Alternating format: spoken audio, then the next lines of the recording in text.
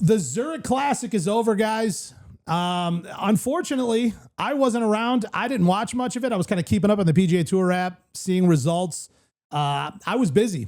I was up at the NFL draft all weekend, and the Jumbotrons there weren't playing much golf. So I did unfortunately miss out on a lot of the action, but it was pretty action-packed. I mean, Josh, what are we talking here that's going on out there at the Zurich? What are some of the highlights we need to know about? Dude, 2 first-name winners. Two first-name winners? Or, never mind. First-time winners. First-time winners. All right, here we go. Nikolai Erasmus Hogard actually lost by a stroke. That sucks. To Andrew Novak and Ben Griffin. Ben Griffin. I don't know if you guys follow him on social.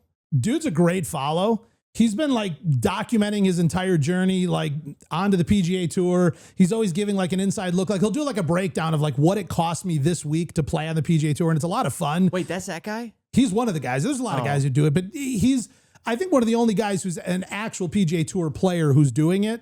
There's some Corn Ferry guys and other guys who are doing it too.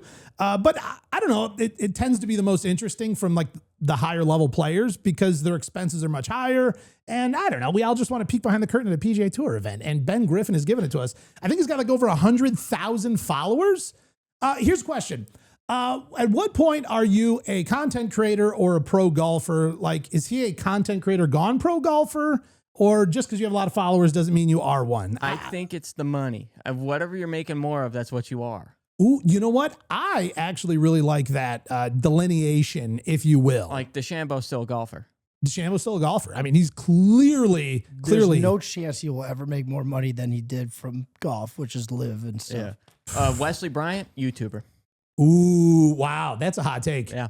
That is a hot take. Well, especially now because he got kicked off the PGA Tour. I guess that's a simple one. I still can't believe he got kicked off the tour. That was like, how do you in the same week kick him off the tour and then have Grant come on and do another thing? Like, right. And the thing he was kicked off for aired on Grant's channel. Yes. Like that's insane.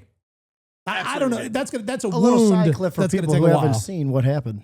Really short, quick. Well, Live Golf hosted sort of their own version of the Creator Classic. They invited a bunch of YouTube content creators, paired them with a Live Golf Pro 2-man teams, and it was an entire showdown before a Live Golf tournament. So it was just content only. There was no, wasn't part of like a competition event, wasn't a part of the Live Golf Tour. It was just using a course that they had set up prior to an event, all for YouTube. And apparently this crossed a major boundary for the folks over the PGA Tour. And that egregious act of making more YouTube content, which he's done for a very long time, this time got him completely kicked off the PGA Tour. But he did say in a statement, I don't know if you guys watched that, he put out like an entire video statement thing.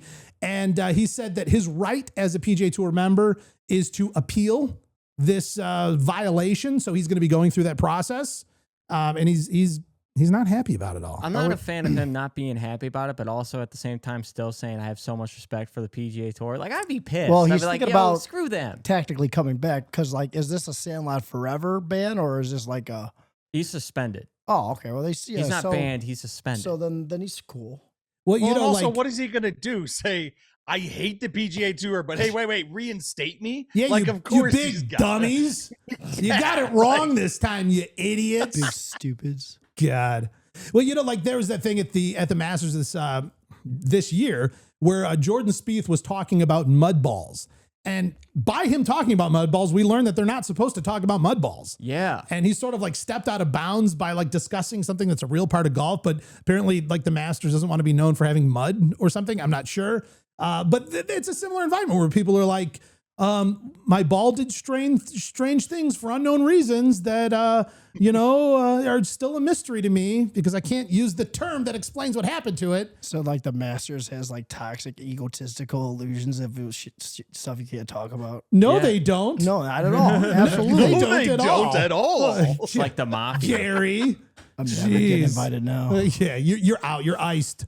I'll be picking you up polos for the rest of the time. It's fine. I'll tell you something. After getting all the results from the tournament this week, taking it back and it's back on track a little bit. Thank you, Josh. We need to stay on the rails periodically. We sucked overall as a show with our picks this week. Do you want to take Agreed. us into that? I think it's Yeah. important that we review the quality of the picks this week. All right. Coming in Or fourth lack place. thereof.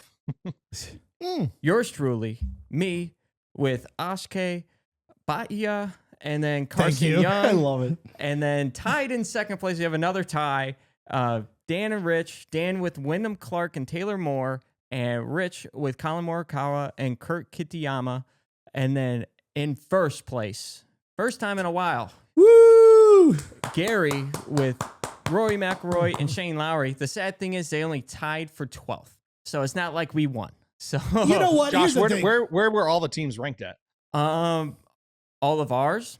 Yeah, the ones we picked. Mine I'm like was so proud of it. mine was cut with -7. Did not make the cut, 7 under. And then both of you guys with the tie Did not make the cut. at -8. So you guys did one better than me. And Gary, of course, clearly his team did make the cut. T12, 22 under. Absolutely dominated the choices that 22 the rest of under. us made. That's fantastic. That's almost what we shot this morning. Yeah, but the problem is like we're a scramble and they're alternate shot. Blah, blah, Yeah. yeah. So I can't see the picture very good, but is that Keegs is that Keegs right over there? You're seeing the mustache, aren't you? Yeah. That's what I'm seeing. Right I'm seeing next the to mustache. Akshay over there. Who's that That's next? Carson Young. Carson Young. You know what? I love all the different like overlapping names on the tour. You got like Carson Young, Cam Young. You got Cam Smith, Cam Newton. Or No, like wrong. the No, there's no Hojgaard Cam brothers. They have the Hojgaard brothers, and then there's a guy with the first name Hojgaard. That's way too confusing. Yeah. Yeah. You can't take their weird last name and then use it as a first name. Yeah, it's. You know what? Suspend him. Suspend him right now. That's just too confusing for me. You guys want to know who else missed the cut? Yes. Matt and Alex Fitzpatrick. Oh, we fell in love with them. They missed by one. They're cool. Full swing. And then, yeah, the rest on the list are the two that you guys picked. Wow. So- Well, Rich, so when we get into this week's picks later in the show, you and I are going to have to come up with some sort of a tiebreaker to decide who gets to make their pick before the other. That's fine. fair. But there was Just almost make sure the host of the show is not cheating. You know what? And when you win, you lose. I try to keep the utmost level of integrity and try not to let anybody know when I'm cheating. Exactly. Josh, You're not you threw cheating, your you're not pick trying. perfect this time. I did not even throw a pick. I lost by 1 in fourth place. I knew It's I'd not get a you riled throw. up. I knew it. No, Josh wanted a top pick for the CJ Cup Byron Nelson this week. That's right. All the big names that are in that tournament. Yeah. We know but your I'm game, looking. Josh. I don't think Keegan Bradley's even playing this week. No, he's not on the list. He needs Not a on the week off. You know, He he's does. been going hard since Easter, probably. I have no idea. I'm really debating on coming on the show, just wiping the beard and going with the Keegan stash. Wow. Do it. Oh, do it. Yeah. You know, Gary, you had it. I could do it. It was Right this important. It second. was beautiful. And you let it go. You let us down. Ugh. But Rich, you might be able to come and bail us out, redeem the show, bring us back into mustache territory. Right. Maybe that'll bring him some luck. Wait, who? Gary? No, Keegs. Oh, right. Keegan, of course. Thank you. All right, Josh, what else we got from the weekend? Oh, wait, real quick. I have this note. Ben Griffin, one of the winners. Did you guys know he plays a max fly ball? Nice. I just heard Wow. about that. Yeah, he's the only tour player who plays max fly, and he won. Does that say something about the ball, or does he have like a special one that's not on the rack over there at Dick's? Not the arrow, it's the Indian. Thank you. Well, remember a little while back when who was it? Rory hit the ball and on camera on mic says, "Wow!" And that was a off the rack ball. Oh yeah, that was at TGL. Yes. Yeah, he was like, "Oh, like this is the consumer model or something like that." I was like, "Wait Right. a second, you know, roll his ball back." Kind of So, I mean, non-consumer models he got. I wonder if there is a slight difference between an actual tour ball and the ones you buy at the store. You know what's interesting? I heard somebody, Gary, were you maybe talking about it? I don't know who. Somebody was talking about on the Titleist Pro V1s that you're supposed to put the logo in a certain direction and all this and that. When Bryson does this salty ball floating test, it doesn't always come back to like a logo position. Correct. What's he playing?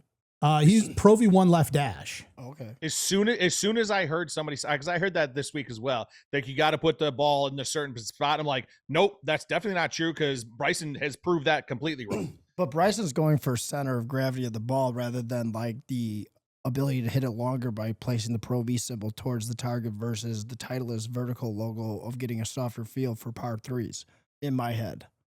You know what though?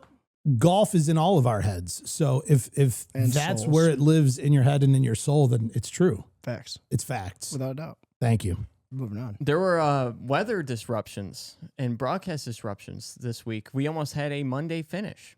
I saw like a news headline come to my phone when I was at the draft that said broadcast interruption. Was that due to weather? Would they have like got a little rain on some of their wires or what? So this is the timeline. There was a power outage at TPC Louisiana. Okay. Began Sunday at around 2:30 p.m. Okay. There's some backup generators or anything like that. And then play was suspended. Guys are running around with those like red gas cans, you know, like panicking. Play was suspended due to bad weather at 3:40 p.m. Okay. Power was restored shortly after 4:30 p.m. So the weather caused power outages, but at 2:30, but not so much so to stop golf till 3:40. Yeah. It's weird. Let me keep going with it. Okay, thank you. Let's keep the timeline together here. Play resumed at 5:15 p.m. That's late. Yeah. And then viewers missed live coverage during the critical phase of the tournament, including the decisive moments leading to Novak and Griffin's victory. Dude, how annoyed would you be? Yeah. First PGA Tour victory and like, you know, the broadcast goes out. It like cuts to you guys like hugging and cheering on the green. And everybody's like, wait, what happened? Like, no, nobody knows. We'll just believe Could you you. imagine if that would have happened during the Masters? Oh, God. Impossible. It wouldn't have. Never, ever, ever. Rich, that would never happen during the Masters. That's correct. Well, what was it? They wouldn't film the first half back in the day for the Masters. Like you didn't get to see holes 1 through 6. So they always would start like on the 7th hole or something. Yeah, like it was like a partial broadcast back in the day. Yeah. And now It's we like- get ball flight trackers from the range. And how like many you want to talk balls about a they've difference. That's like that. No, with but bunch of it's sports. still somewhat partial because like they don't show the morning hole 1, who's ever playing hole 1, they don't show that. You're like searching the app, you're searching everywhere, and you can find it like the featured group or something like that, but you can't see everybody. Right. The whatever it is, like the 7:40 AM tee time is not on CBS. No. And Who it's was not it? anywhere. Min Woo Lee, they showed one time. Yeah. Did you guys hear that? I think we talked about it, but somebody tallied up all of the strokes shown on TV by every player. And like for Rory, it was every single swing and putt. And then, you know, went down from there. Down in Min Woo Lee, they just showed him hit the ball once. And an honorable mention, we're going to broadcast him swinging the club one time. And Weren't he they had just won like 2 weeks before that. He's worth following. I mean, he's Same with got Bryson. He's a content creator. Have you seen how many followers he has? Yeah. Bryson's the same way though. Everyone was complaining that they weren't showing him. All right. I definitely think that there was less video of non PGA players. Yeah. There's some than politics regular PGA there. players. Yes, for sure. Well, and obviously the Masters is not a PGA Tour owned event. It is a completely separate, you know, entity altogether. But it sounds like they might be separate by siding. not being separate though. You know? like I mean, I don't think like, you know, the representatives from the PIF are, you know, sitting down discussing rules changes for the following year. right. That's too bad. I don't know. But All right. I do think it's funny that when Bryson started going on day 3, it's like, well, now they got to show all of Bryson now. Yeah. Like, They're like, well, we don't want to. They're like, dude, he's in the final group. right. Like, well, cut to Rory. But Just no show matter Rory what, walking. he could have been dead Cut last. to but they're still Rory showing watching Bryson hit his ball. Yeah. all of Tiger shots. Did you see the record broke this past weekend? Record for what? The lowest round? What, there was like a course record at the Zurich, or what do you mean? Yeah, at here? the Zurich. Remember when before you left, you were in here. I was doing, you know, production stuff. Naturally. And I'm like, dude, look at this. These guys were like 14 under after 12 or something like So that. lowest for the Zurich only. Yeah. Okay, cool. Rookies, and they were rookies too.